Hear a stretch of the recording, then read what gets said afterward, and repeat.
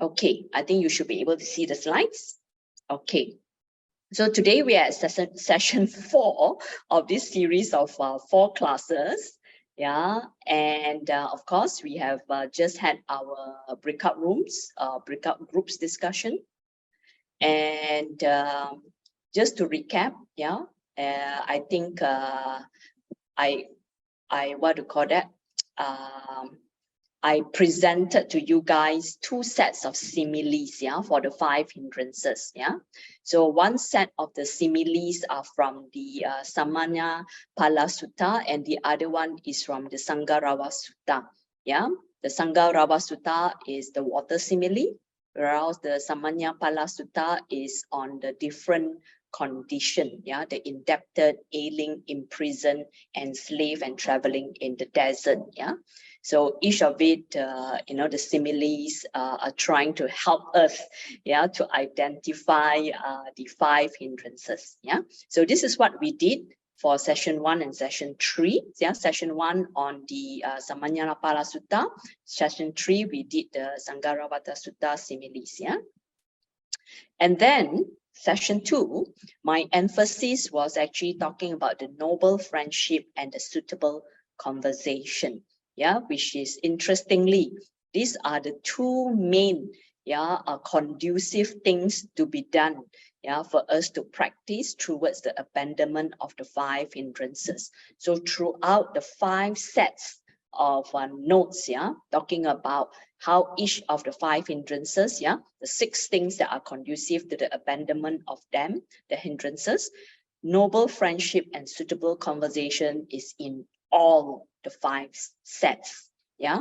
So which means that it's highly important, yeah. So therefore, in a way, it's so nice that our D.I.G breakout groups format is based on this, yeah.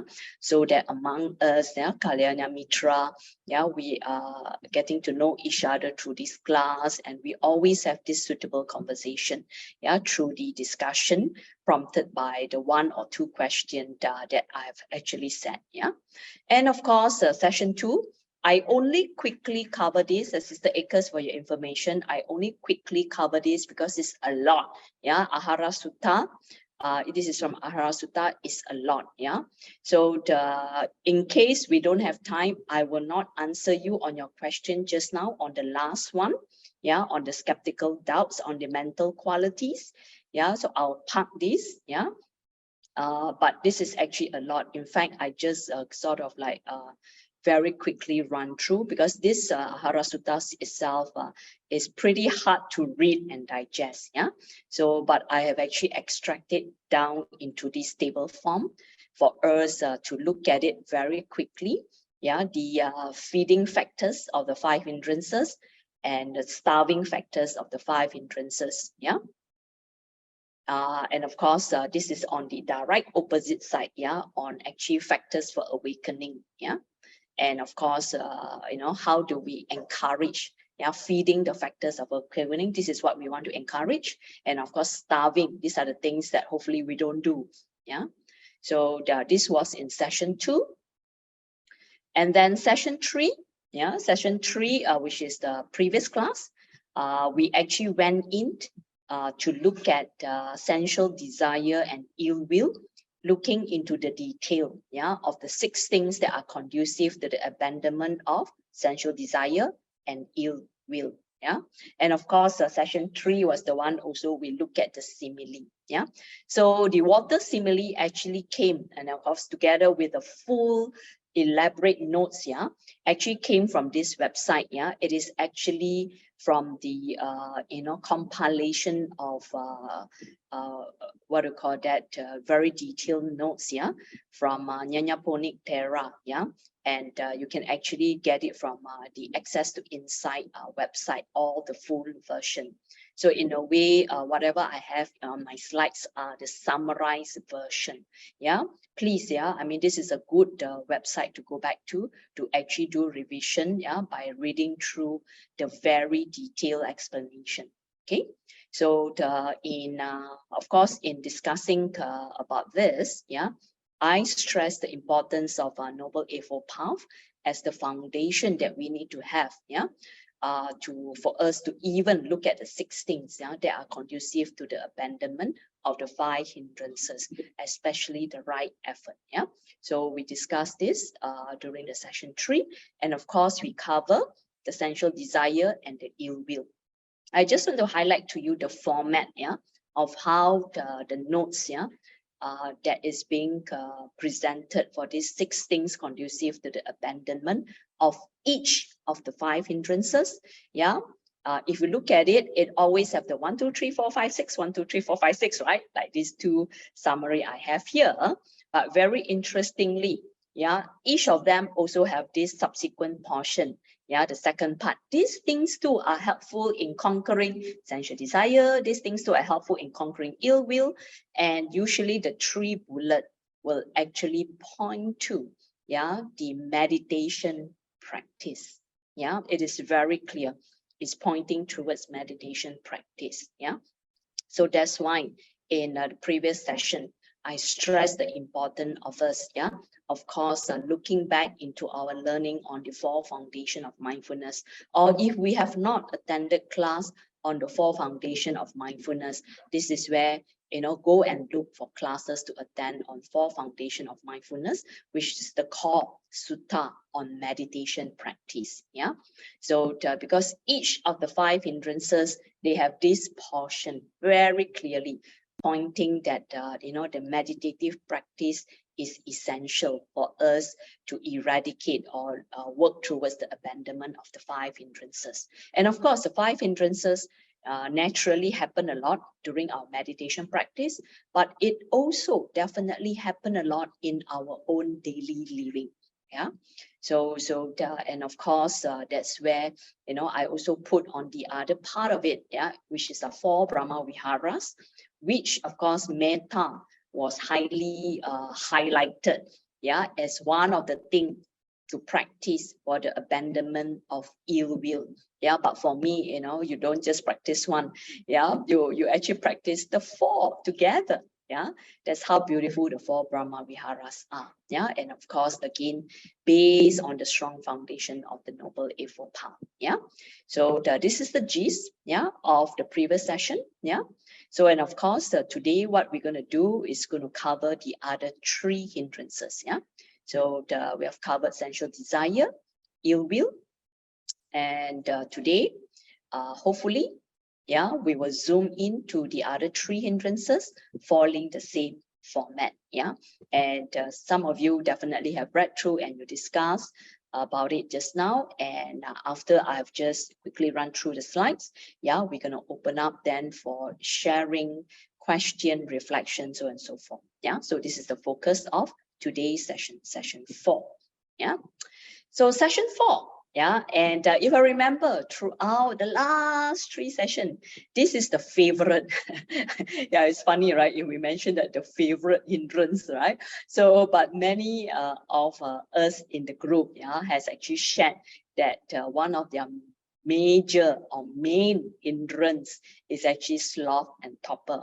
And interestingly, yeah, Nyanya Ponik Thera also have the longest write-up for this hindrance. Yeah, for sloth and torpor, yeah, the write-up is very long compared to the other 4. Yeah, so again, if you can see the 6 items, the 6 things, 5 and 6 is still the same. Yeah, the noble friendship and suitable conversation. So, but for this sloth and torpor, the 4 main suggestion of the practice, yeah, for us to work towards the abandonment of sloth and torpor, yeah, number 1, yeah, is one of our, all of us, our weakness, yeah, the eating, the overeating, knowing that overeating is the cause of it. Yeah, first one. Second one, changing the bodily posture.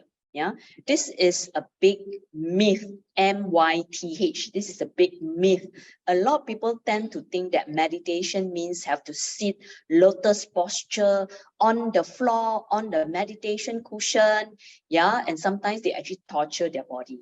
Yeah, because some of us, we may have bodily condition, yeah, that will not allow us, yeah, to be able to actually do a lot of sitting meditation, especially lotus posture on the floor. Yeah, so we got to be mindful of our bodily posture. Yeah, so if you notice how I guided the meditation just now at the beginning of the class, yeah, I was very mindful, yeah, to guide it in a way that allowing, yeah, each of us to have the choices, yeah, of our posture, yeah, sitting on the chair, sitting on the floor, yeah, or even lying down if you need to. Yeah, so changing the bodily posture is definitely one way to overcome sloth and torpor.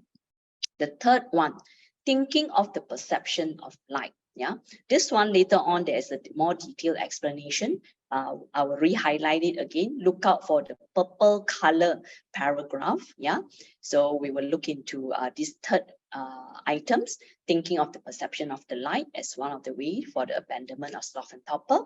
And the fourth one, interesting, staying in open air.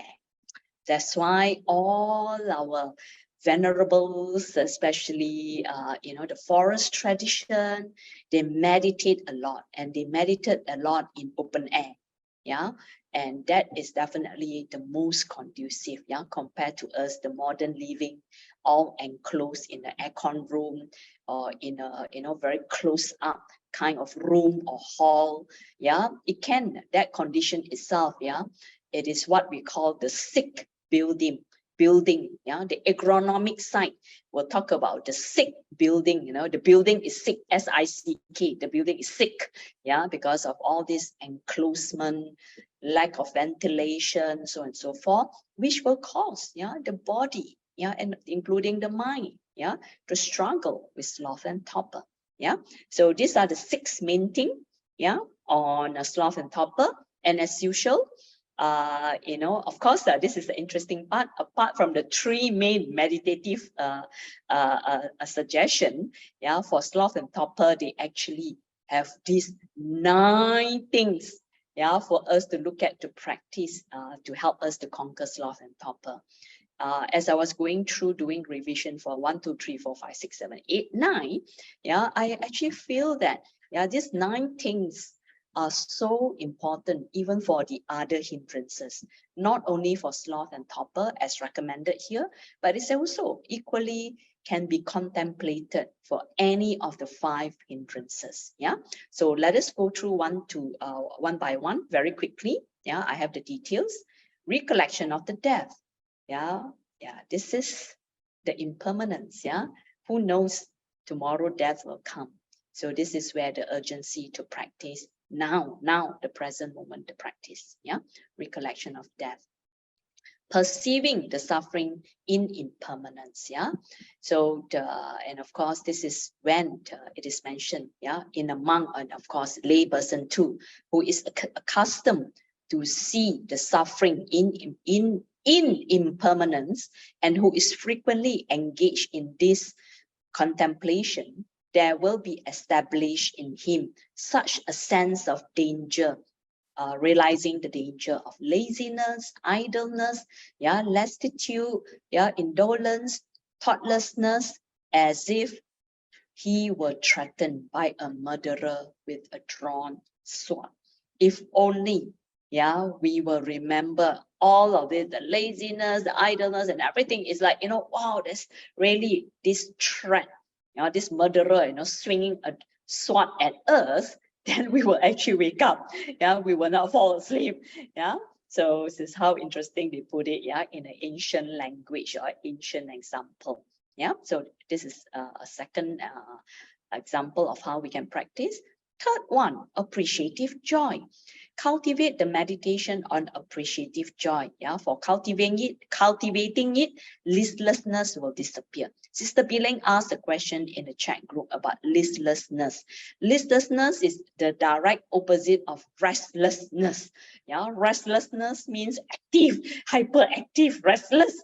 Listlessness is like dormant, yeah, that lazy idleness, yeah, that being dormant, yeah, no energy is the direct opposite. Yeah, so when we have appreciative joy, yeah, mudita, Yeah, appreciative joy is when we are able to rejoice, yeah, together with other people on their happiness, joy, and everything of the goodness. Yeah, we feel equally happy as that person that is happy. Yeah, so it's that joy and happiness that brighten up the mind, yeah, and the heart, of course. Yeah, so when the mind and the heart is brightened up, of course, you will not be sleepy, you will not be dull. Yeah, so that's why appreciative joy practice or appreciative joy meditation, yeah, does help us with sloth and torpor. Yeah, and it continue. These three are all related. Yeah, this is actually, like I say, it's so relevant even for the fifth hindrance about skeptical doubt. Yeah, this is where the contemplation of our spiritual journey, contemplation of the master greatness, contemplation of the greatness of this heritage, which is the Dhamma. Yeah, so this is where our faith towards the Buddha, the Dhamma, and the Sangha. Yeah, so if we have strong faith, yeah, in this, yeah, as it's all mentioned in this paragraph, which I'm not going to go through, yeah, definitely, you know, when we are experiencing sloth and torpor, and we remember, yeah, this spiritual journey, yeah, the Buddha, then the Dhamma and the Sangha, what they have gone through, how they practice, yeah, so we will wake up. Hopefully we will wake up, you know, from our sleepiness, yeah, and practice as all these great teachers, the great masters, and of course, the most greatest, the Buddha and the journey. Yeah, so hopefully that will wake us up. Yeah, so these three, yeah, the strong faith in the Buddha, Dhamma, and Sangha. The next one, how to stimulate the mind. Yeah, and this is interesting. Yeah, it talks about again, yeah, using these 8 items as a reflection. If due to the slowness in the application of wisdom, yeah, or due to the non-attainment of happiness, of tranquility, our mind is dull. Yeah, so our mind is down and out, very dull. Then hopefully, yeah, we will use the contemplation or reflection of these 8 stirring objects. And what are these 8 stirring objects? Hopefully that will wake us up, that will stimulate our mind to remember how rare is the birth of a human being. We are a human being in this present life. Rare is the birth of each of us, of myself. Yeah, my birth, I'm a human being now. Yeah, and I'm subjected to decay, disease, and death. Yeah, so again, the urgency. Yeah, the next one, the fifth. Yeah, 1, 2, 3, 4. The fifth, the suffering of the worlds of misery. If we do not want to continue in this samsara world, the world of misery, then this practice, yeah, this spiritual practice that all of us are working to practice on, yeah, and now we are encountering sloth and torpor, yeah, understand it, you know, wake up from it, yeah, because if we allow ourselves to continue to be lazy, to be sleepy, and to be drowned in the listlessness, yeah, we're going to be stuck in this suffering of the world of misery. Yeah, the next one, suffering of the past rooted in the round of existence. Yeah, it's again talking about the samsara. Suffering of the future rooted in the round of existence. Yeah, yeah, the regret, guilt, and remorse of the past, the worries and the anxiety of the future. And number 8, the suffering of the present rooted in the search for food. Yeah, the craving, the present craving. Yeah, hopefully these 8 items, yeah, 8 objects will stir our mind. Yeah, the boring or sleepy mind. So this is on how to stimulate the mind. And of course, yeah, this is the one on sleepiness itself. Yeah, and because this is on torpor, yeah, how to overcome sleepiness, which is torpor. Yeah, and they have all these 8 suggestions. I'm sure you're not surprised or you're not new to this, but this is where, you know, that's why I felt that it's so great that this suttas actually described in such a straightforward, detailed way. All we need to do is to remember to practice. Yeah, that's why I decided that, you know, I want to put the effort to, you know, summarize the notes for you, because reading from the sutta sometimes, like I say, you know, the ancient wordings itself can be quite tricky. Yeah, so I hope my simplifying notes will help you to read through the notes again and again and remember and just practice it. Yeah. Number one, how to overcome sleepiness. Yeah, whenever sleepiness befallen you, yeah, to that thought, you should not give attention. You should not dwell on it frequently. If you notice that you're falling asleep, whenever you notice it, acknowledge it and wake up. Yeah. And, if you continue to entertain it, you will continue to sleep. Yeah. That's why it says that, you should not give attention or should not dwell on it. Yeah. Then the sleepiness will disappear. Second, you should think and reflect within your mind about the Dhamma as you have heard and learned it, and you should mentally review it. Yeah, so this is where I go back to the initial notes too. It's all related. Yeah, maybe you can contemplate, about the greatness of the Buddha. Yeah, the Dhamma, the Sangha, just now the three contemplation, the spiritual journey, the great masters, so anything that you can bring to mind, to contemplate on the Dhamma. Hopefully that will help you to overcome your sleepiness. Or third one, you should learn by heart the Dhamma in its fullest, and as you have heard or learned it. So this is where, 2 and 3 is related. Bring it up to your mind, something that you can remember well, and sort of like reflect on it again and again and absorb it in your heart. Internalize it. Embody the Dhamma learning. It's not just the wordings in the sutta. Embody the Dhamma learning in you. So 2 and 3 they talk about that. So number 4, shake your ears, rub your limbs with the palm of your hand. This is done deal, right? I mean, actually, that's why I say don't be having that myth of meditation that the minute I sit down, I cannot move. If you are really encountering this sloth and torpor hindrance so greatly, for goodness sake, if you're sitting, get up from your sit. You can do walking meditation. Or if you're sitting, you want to continue to do sitting meditation, then do number 4. Shake your ear, rub your limbs, or whatever it is to wake yourself up. And this is where, again, like I said, the myth of meditation.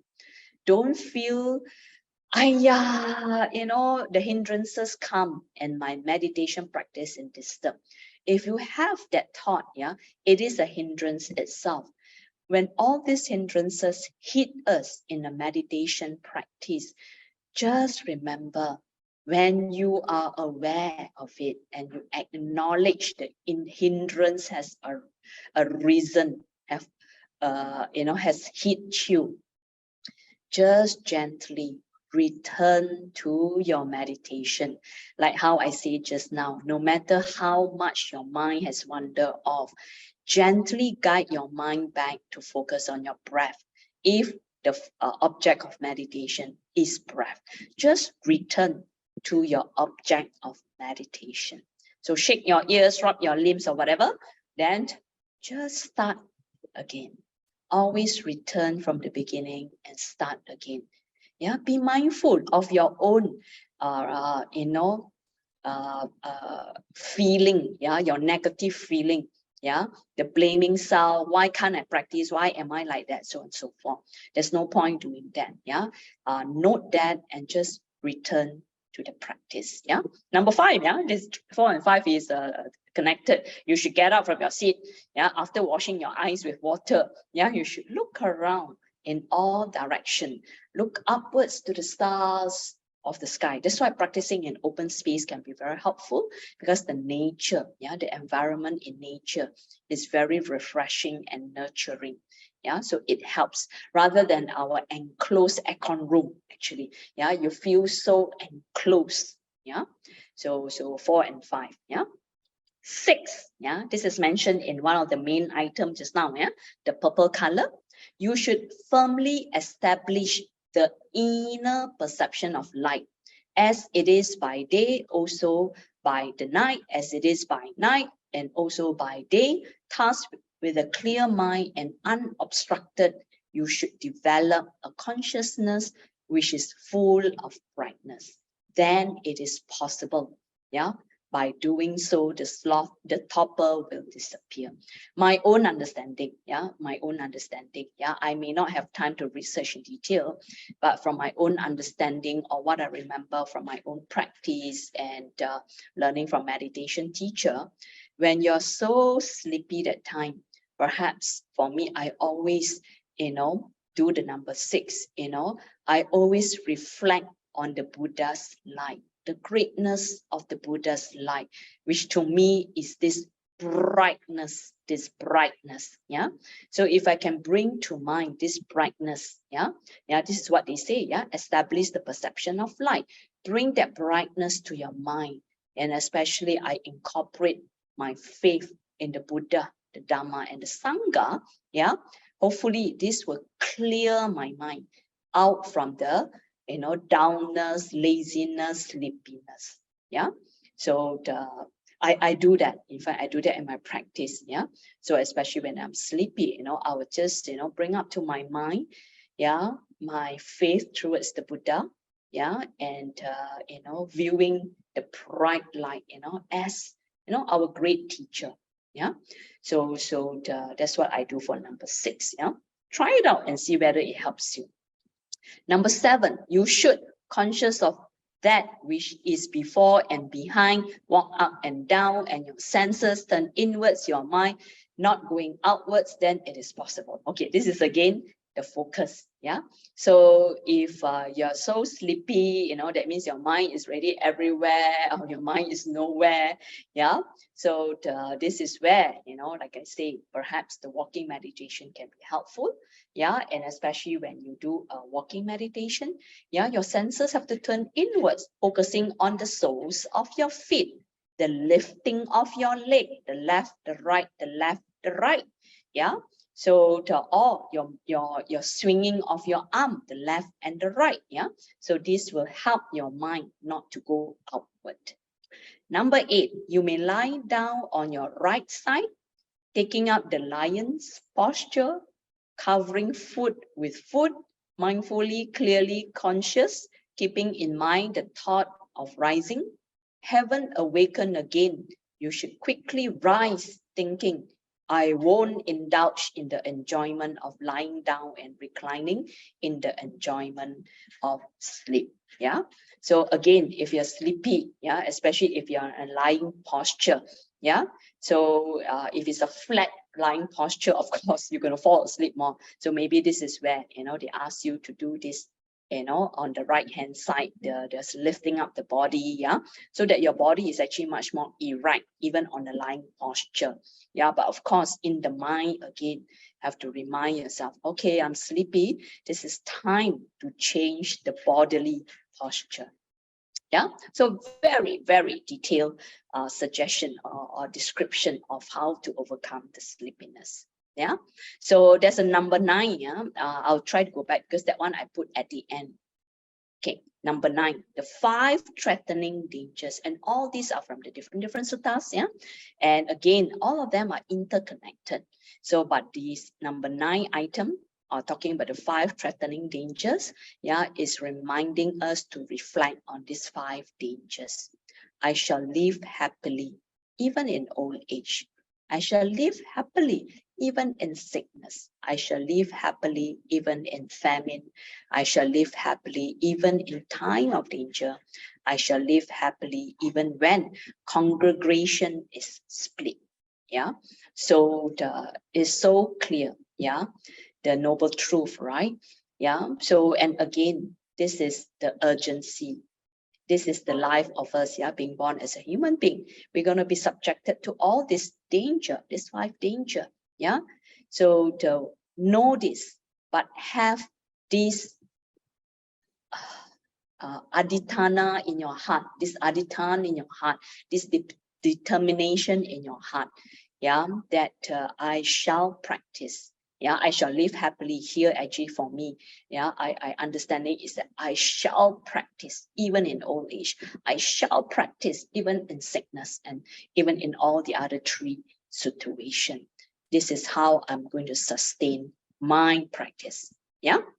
So these are really the detailed explanation, yeah, to overcome sloth and torpor. And of course, like I mentioned, each of it has, again, these three, the meditative portion. These things too are helpful in concrete, soft, and topper, and this is referring to the meditation practice. And this part is actually highlighted, very important thing in meditation practice. It's so interesting. It's actually all spelled out in the sutta. So when the mind is sluggish, it is not proper time for cultivation of the following factors of enlightenment, which is tranquility, concentration, and equanimity, because a sluggish mind can hardly be aroused by them. This is interesting, which means that when your mind is sleepy, sloth, and torpor, this is the time that you are not able to force yourself to focus on the breath. You're not able to force yourself to calm or still the mind. The tranquility, concentration, and is very hard. Don't do that. That's why the earlier, all the long notes is suggesting, change your body posture, wash your face, go for walking meditation. Do not continue to sit and force yourself through. To cultivate this tranquility, concentration, and equanimity, because it's going to be very hard. Instead, when the mind is sluggish, when sloth and torpor is happening, it is the proper time for cultivating the following factors of enlightenment. Investigation of the reality. That's why just now the detailed notes talk about contemplation of death, contemplation of the journey, right? The great masters, so on and so forth, right? Talking about remembering the Dhamma, memorizing the Dhamma, bring up to the mind, and reflect on the Dhamma, right? So you need to do this type of contemplation. So it's so important. So it's the other way around. So I felt this is really right dot. So sometimes, this is where when we practice, when we do not have this skillfulness, that's where we can be more trapped in the hindrances. So but this is so clearly spelled out. So again, like just now, the perception of the light. So this is where hopefully, like I say, whenever I bring Buddha up to my mind, in my mind, as this bright light, I will feel the energy and the rapture, the joy, in the greatness of the teacher, the greatness of the Buddha. So I will have this, hopefully, the flow of energy. Hopefully it will, awaken me from that sluggish, from my sluggish mind. So this is what is being suggested. Okay, this is sloth and torpor. I'm going to run through all, so please bear with me, but again, if you miss it, you don't get it, don't worry, you have the notes to go back to, and of course, afterwards, you can ask question. The simile, we talked about it in previous session about the water simile. Okay, so now, the next two hindrances are very similar, so in fact, we can run through very quickly. The 1, 2, 3 is all the same for restlessness and remorse and the skeptical doubts. So for these two hindrances, restlessness and remorse, one hindrance, and skeptical doubts, the other hindrance. 1, 2, 3 is the same. Knowledge of the Buddhist scripture, asking question about them, familiarity with the Vinaya, either the monastic or the lay. This 1, 2, 3 is the same. Except number 4. And if you look at this 1, 2, 3, a lot of things that we talk about just now when we talk about sloth and torpor are within it.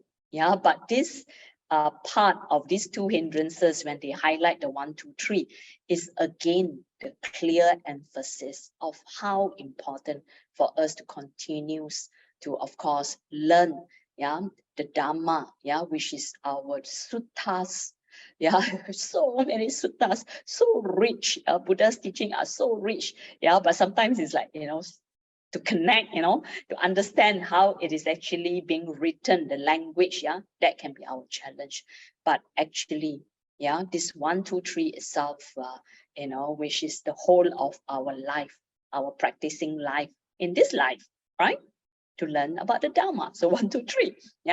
So for this restlessness and remorse, it is recommended the number 4.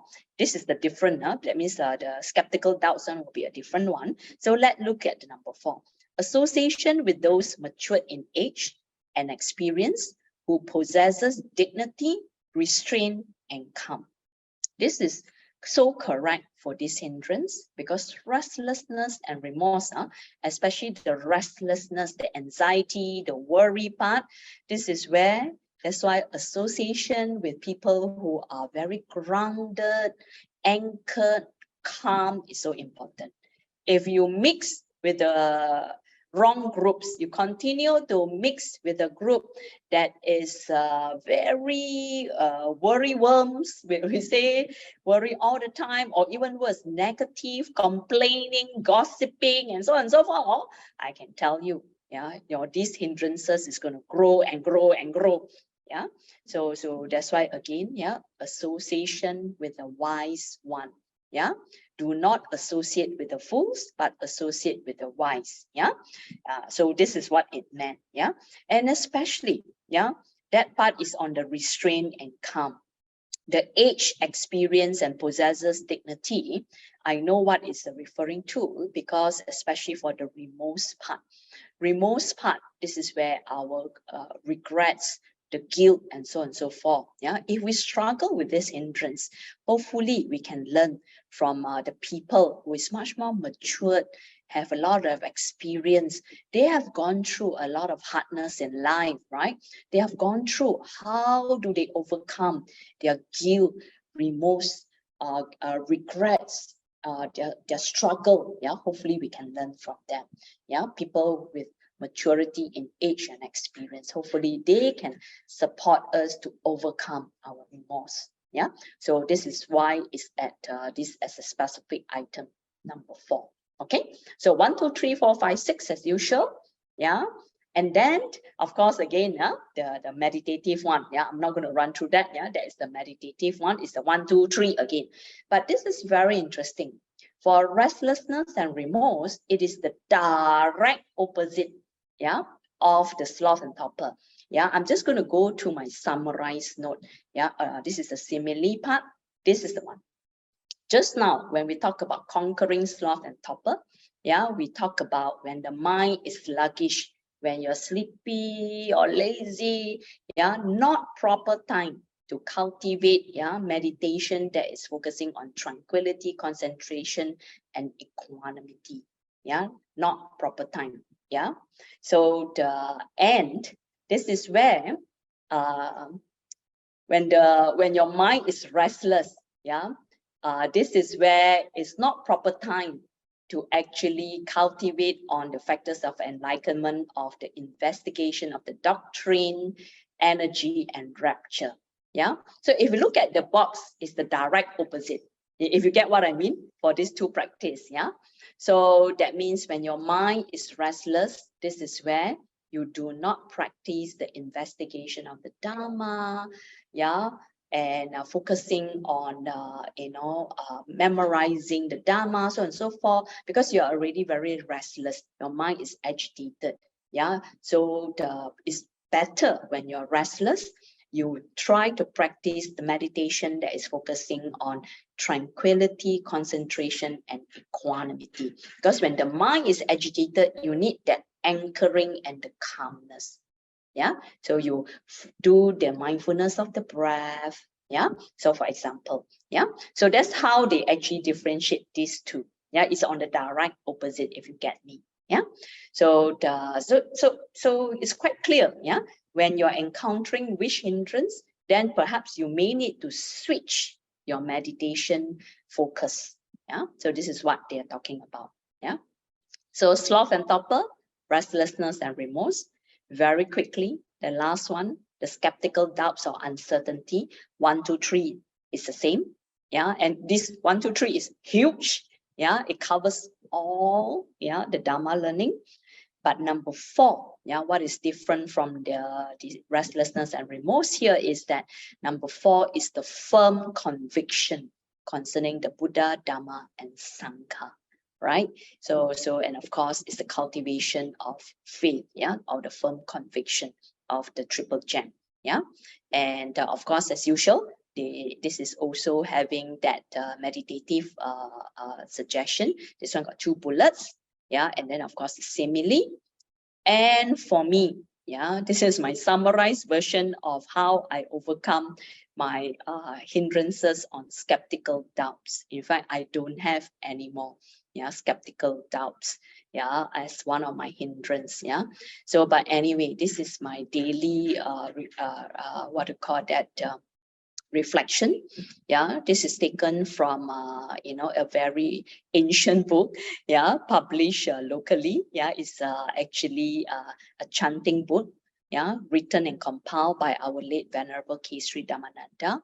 For me, yeah, this page 125, yeah, from this book, Daily Buddhist Devotion, yeah, this aspiration paragraph itself, to me, it contains everything, yeah, that can remind me of the Buddha, Dhamma, and the Sangha, and me as a person, as a human being, practicing in this very life. Yeah.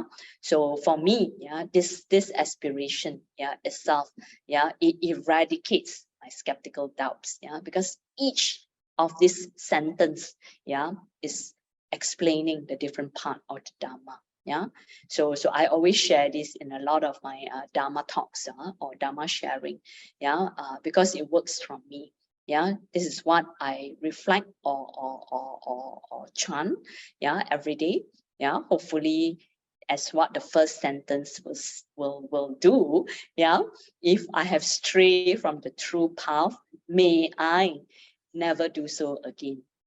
Yeah, so hopefully I'll remember the Buddha, Dhamma, and Sangha, even if I've gone negative, done something wrong.